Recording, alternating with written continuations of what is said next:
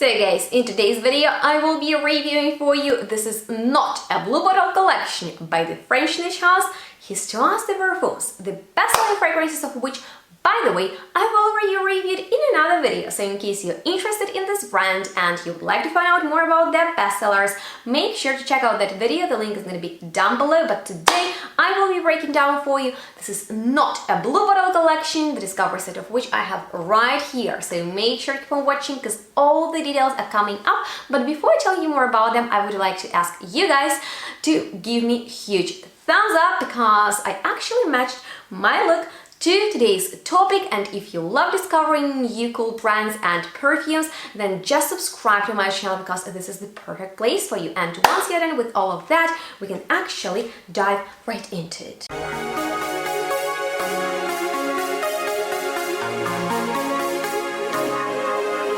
So hello and welcome everyone to today's Not a Blue video that I'm so excited about because those of you who have actually watched my house overview of Histories de Parfums remember how much I loved one of the fragrances from this collection in the previous set of bestsellers. By the way, these you can get from their official website and then receive a discount that you can apply on the purchase of one of full-size bottles. And I would really love to have one of those from this beautiful collection because they are so nice, and although this is called not a blue bottle, they all come in blue bottles. But This Is Not a Blue Bottle derives its name from the Treachery of Images, a famous work in the 1920s by the Belgian surrealist painter René Magritte. And by the way, if I mispronounce the name, please teach me how to say it correctly down below in the commentary section. But the painting shows the image of a pipe above a declaration which reads, translated from French, "This is not a pipe." In between the line where things go from void to existence, there is a profound depth of possibility. This Is Not a Blue Bottle is the allegory of a fragrant Big Bang, a journey from the abstract to the most fiery of emotions in the infinite realm of blue. This is the expression of the olfactory hallucination and a blue page representing freedom of expression for all. And this is actually the background story of this beautiful collection that consists out of 6 fragrances, and I will just get started. By the way, we have some blotters right here, but who needs them when the fragrances are so beautiful? So I want to begin with 1.1, which is the first in the collection, but not my favorite one, and that's because it leans masculine, and it's a beautiful, very clean fragrance that opens up with a scent of aldehydes, and there is also electric orange that I personally don't get much of. However, I really pick up metallic geranium and honey. Well, honey, I don't smell much of you, but the amber, the musk, the patchouli in the dry down, they round it up and make it smell really modern, like some beautiful, elegant masculine perfume. Actually, today I was asked if I'm wearing some Chanel, and I think that's because this fragrance has this very elegant, clean vibe. So it's an attractive perfume for those who prefer freshies, and I think you can't go wrong with this one if you enjoy masculine perfumes. But I'm more into fragrances like the second one from the collection because actually I fell in love with it at first sniff. 1.2 made me very curious about the rest of this line, and just look at this bottle. Anytime I see it, I get into really great mood because it's so positive, and the fragrance is perfect for me because it is clean and powdery. So there is ivy leaves and pink pepper in the opening, and they're not very distinctive to me personally because I get much more of the Love Valley in the heart, supported by hypnotic lilac and exotic ylang ylang, but still keeping the fragrance on the clean side. I'm so reminded of nostalgic scent from my childhood of this clean floral soap. If you're know what I'm talking about, please tell me in the commentary section that you've also had one of those when you were little. But the sandalwood, vanilla and white musk complete this composition, and just in case you love clean fragrances that smell kind of like freshly done laundry and you like floral musky fragrances, I think you will adore this one.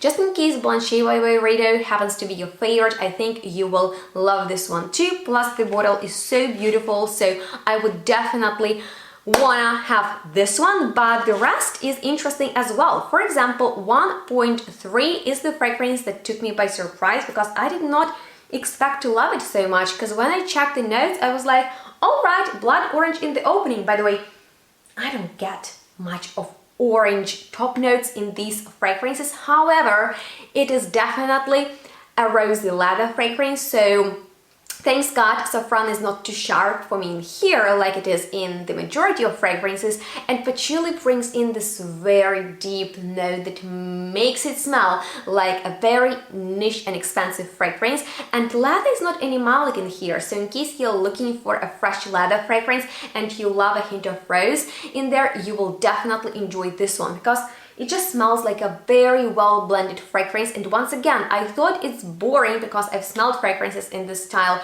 million times before, but something about this one is very special. So that is like a surprise from the collection for me. But this next one is probably the biggest wow fragrance, and that is 1.4, because, well, it's like the whole mix of different emotions. You spray it on and it's like a boozy opening that is slightly alcoholic and at the same time so aromatic and spicy, because we have cardamom in here, so it brings in the spicy twist. However, lavender keeps it on the aromatic side, and Davana makes it dance. So Davana is a boozy note, and Ylang Ylang is supported by tonka, sweetened by benzoin, and patchouli, labdanum, and opoponax just make it smell really rich. And since this is a perfume composed exclusively of natural essences and inspired by the universal principle of yin, it is a really deep,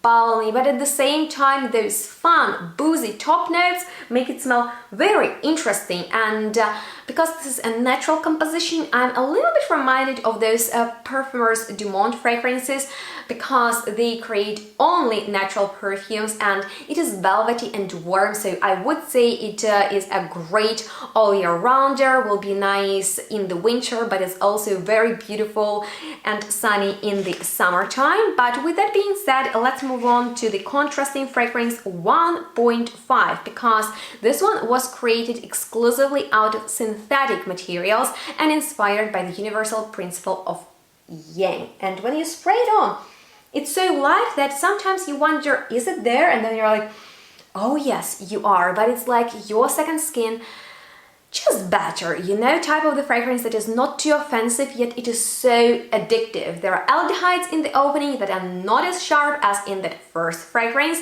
some ozonic notes, a very blurred floral accord that really makes this fragrance smell abstract, and because of ambroxan and musk and some mineral notes, it smells contemporary. It smells very beautiful, modern, and I like it a lot. You know, I think you can't go wrong with this perfume, so just in case you want to blind buy some of these, I would say that if you love fresh perfumes, this is very luminous and light, intimate, but still very, very lovely. However, I want to end this video on the very happy note, because anytime I smell 1.6, I get the biggest smile and this very happy feeling, because this is the fragrance with a sweet orange in the opening that is supported by grapefruit and yuzu. They don't make it smell too bitter, however, they support the orange note and bring in more of this lively juiciness.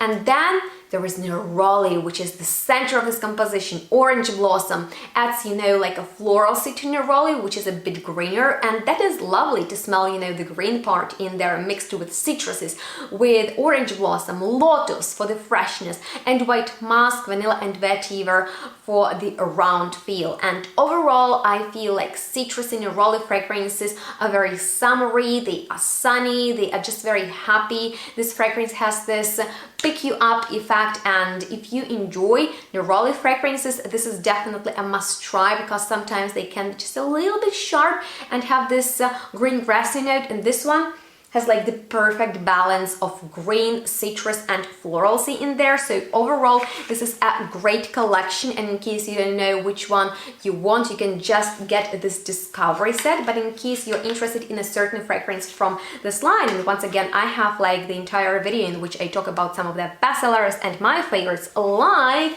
Divina La Commedia, which is just such an amazing and unique perfume. So make sure to check out that video for some, inspiration. But you can get these fragrances from So Avant-Garde webshop with my discount to save some money. So check out the description box and let me know if you're familiar with any Histories de Parfums fragrances. If so, what are your favorites? And will you pick up any of these not blue bottles? So I'm excited to hear from you. If any questions left, I'm here to answer them. And on that note, follow me on my social media to stay in touch. Please give this video a huge thumbs up, because they help to get my videos out there, and subscribe to my channel if you haven't done that already. And thank you so much for watching. Make sure to stay and smell good. We'll see each other next one really soon. Bye guys.